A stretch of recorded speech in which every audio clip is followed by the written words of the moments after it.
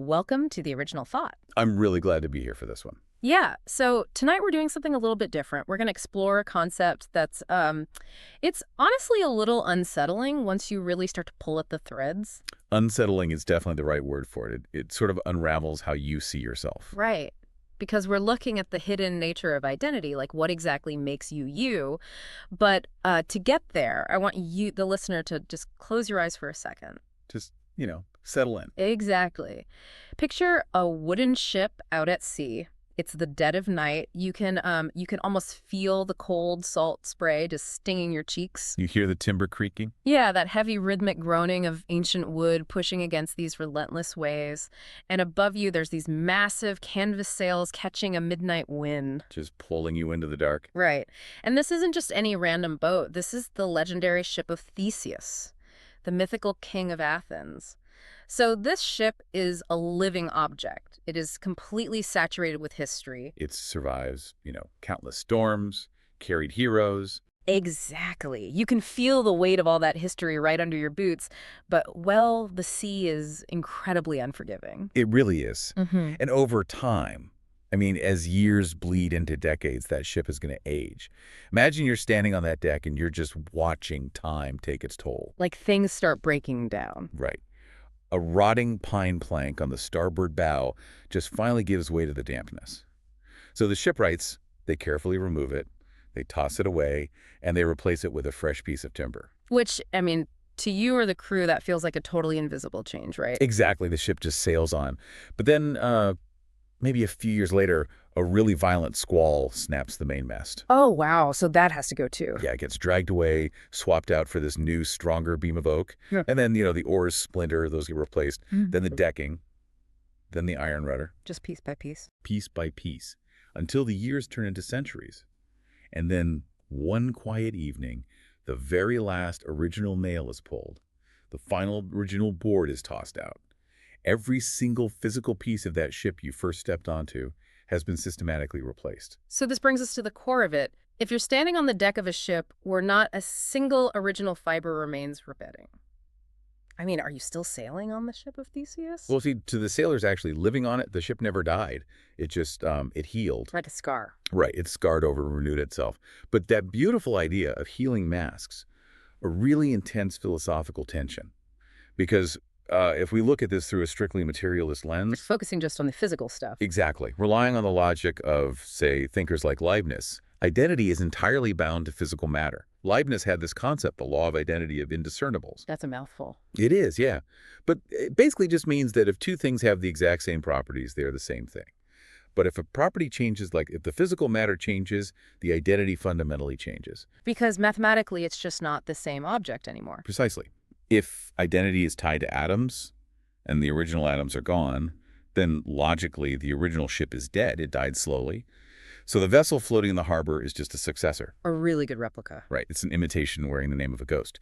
But there's an opposing view, the functionalist perspective, which is often called continuity theory. Okay, what's that? This argues that the ship's true identity lives in its form and its purpose. It still cuts through the water, right? It still shelters the crew. So its identity kind of transcends the mundane physical parts that temporarily make it up. I guess to say, that materialist view feels way too rigid to me. It completely ignores how we actually experience the world. Also. Well, let's step away from ancient Greece for a second. Picture a bustling modern train platform. There's this brilliant analogy from Jacques Lacan about structural identity. Imagine you commute to work every single day on the 10.5 express train. Okay, I'm with you. Over the course of, say, 5 years, the city completely overhauls the train. The old red cars get swapped for sleek silver ones. They replace the diesel engine with an electric one. Even the conductors retire and new ones come in.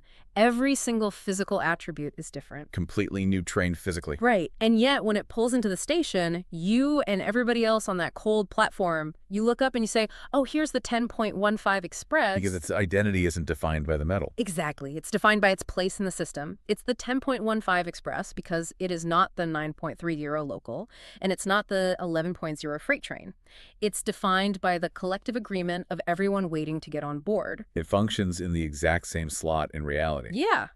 So, doesn't the Ship of Theseus survive just because society agrees to call it the same ship? Like maybe identity is just a shared social contract?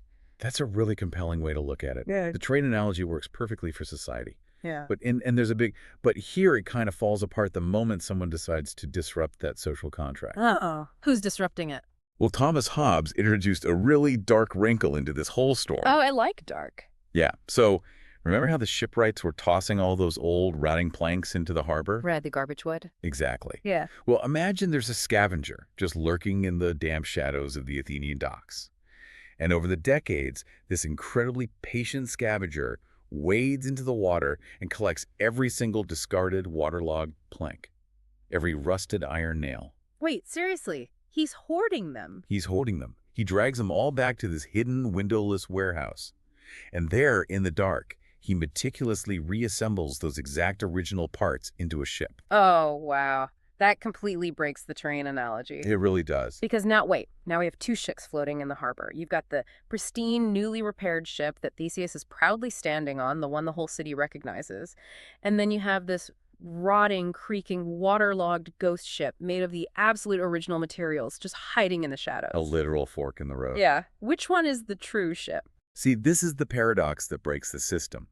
The materialist is forced to point to the rotting shadow ship and say, that is the true vessel of Theseus, even though, just a minute ago it was a pile of trash. Because to them, the physical matter is everything. Exactly. But the functionalist points to the newly repaired ship, the one that actually has an unbroken history of sailing, the one that never stopped being a ship. But wait, if identity is just this continuous, unbroken spirit rather than, a pile of original wood, Right. we don't even need the original ship to stay intact to prove the functionalist point, do we? What do you mean? Well, there's a real-world example of this. Think about the ancient forests of ice in Japan. There's this 1,300-year-old Shinto shrine hidden deep in those woods. Oh, right, the one they rebuild. Yes. Every 20 years, they completely dismantle the wooden structures and rebuild them entirely from scratch. They've been doing this for over a millennium. But nobody, literally nobody, stands in front of the newly built shrine and calls it a replica. Because the identity isn't in the ancient decaying cypress wood. Exactly. The identity is the continuation of the tradition. The act of rebuilding actually is the identity. It's the knowledge, the craft, the blueprint that survives, not the wood. So the ship survives because identity isn't the physical stuff. It's the performance we keep putting on. The shrine is a beautiful way to frame it. But, all of these things, the ship, the train, the architecture, they're ultimately just mirrors. We talk about wood and steel because it's easier than looking directly at the most terrifying ship of Theseus of all. Which is what?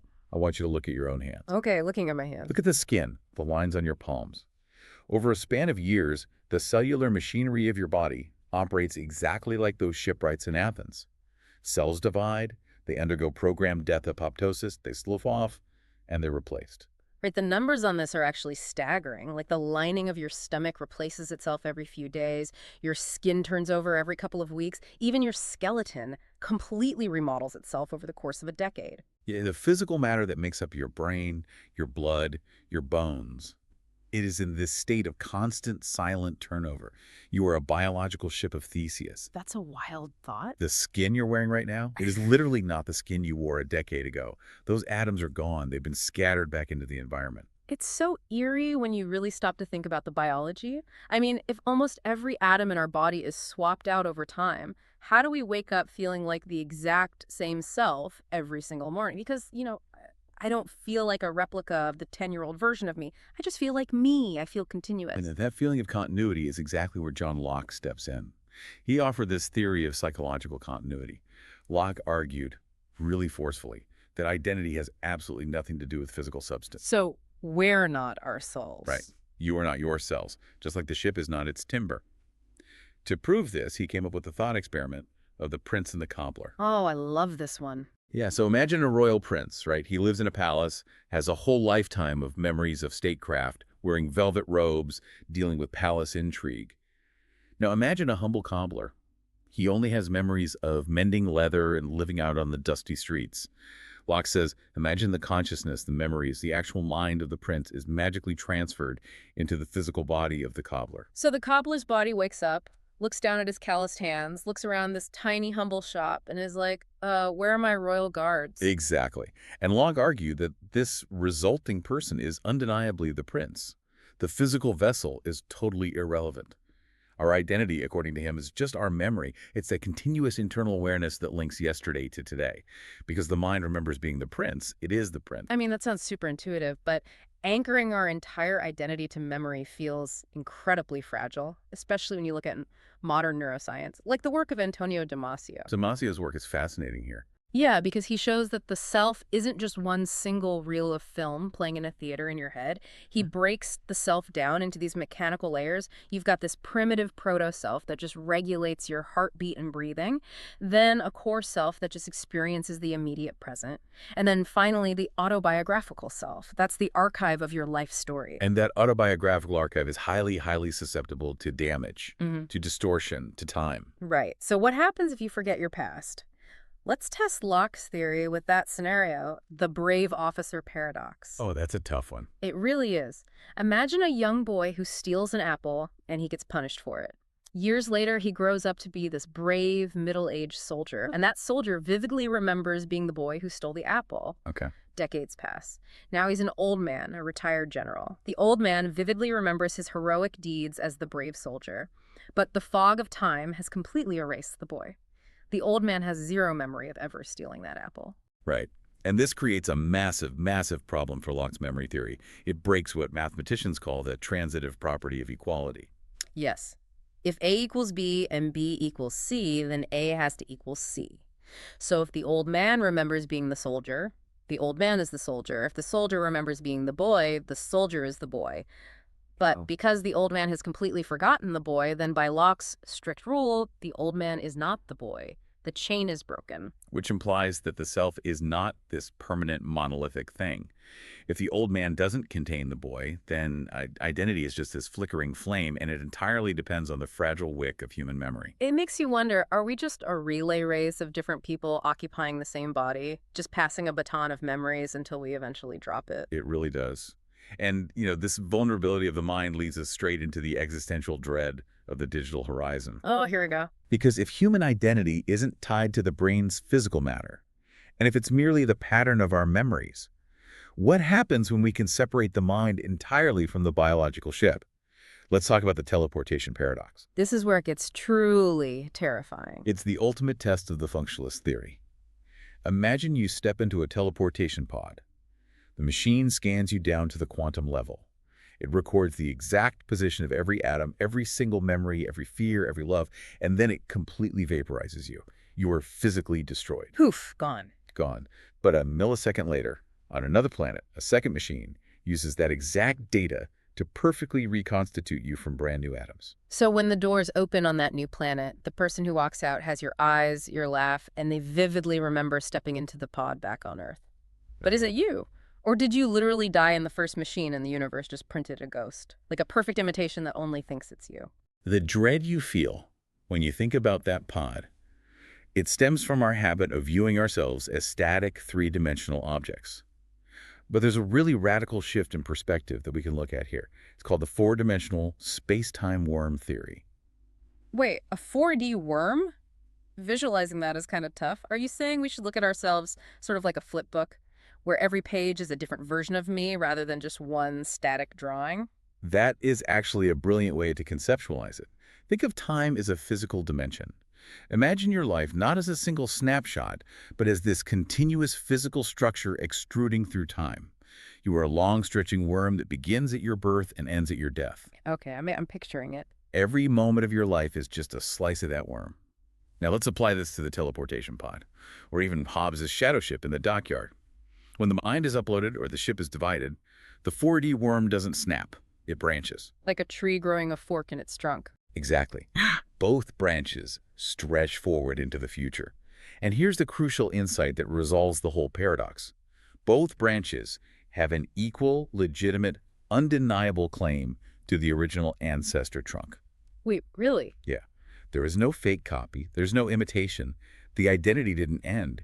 It simply became plural. If that's true, then identity isn't some locked vault. It's not a single dot moving on a straight line. Let me bring in a final thought experiment to test this branching thing. Let's hear it. Imagine a standoff between two identical artificial beings, kind of like that confrontation between Vision and White Vision. Oh yeah, the synthesoids. Right. Imagine one being is standing there, and he has the absolute original physical matter, the original chassis, the original wiring. But his memory core has been wiped completely clean. He's a blank slate in the original body. Okay. Opposing him is a being in a totally brand new synthetic body. But this one possesses every single downloaded memory, every emotion, every experiential scar of the original. Well, by the logic of the branching worm, neither of them has to destroy the other to claim the truth of their identity. They are both the original. They're just different branches of the same story, diverging from that exact moment forward. It makes me marvel at the fact that identity is this resilient, emergent pattern. It's like a song. And the song persists, whether it's being played on an ancient wooden violin or a modern digital synthesizer. The medium changes, the atoms swap out, but the music continues. The music continues. It does. The narrative adapts. But, let's step away from the ship and the teleportation pods and the androids for a second. Let's just look at the quiet reality of this. If our identity is constantly branching, constantly being replaced like the timber of Theseus, it brings up a deeply unsettling implication about how we live our daily lives. Unsettling how? What do you mean? Well, think about Derek Parfit's view on our future selves. Yeah. If you are biologically and psychologically turning over constantly, if the old man is truly not the boy, then the version of you that will exist in 30 years is, in many meaningful ways, a total stranger. Oh, wow. They'll have different cells, different priorities, different memories, and yet you go to work every day, you save money for retirement, you make sacrifices right now to benefit a person who does not yet exist and who will barely resemble the person you are today. That is profound. We are essentially dedicating our current lives to ensuring a comfortable voyage for a completely different captain. A captain who's going to one day take the helm of our ship. And so I'll leave you with this final thought. When you wake up tomorrow morning and you walk into the bathroom and look at your own face in the mirror, ask yourself, is your identity a sacred, fragile relic that you have to desperately protect and preserve from the ravages of time? Or is it something continuously rewritten, shaped, and reshaped by the waters you choose to sail? If you enjoyed wandering through this fog with us tonight, please subscribe or follow The Original Thought. And we gently invite you to return for our next journey as we continue to explore the mysteries of existence.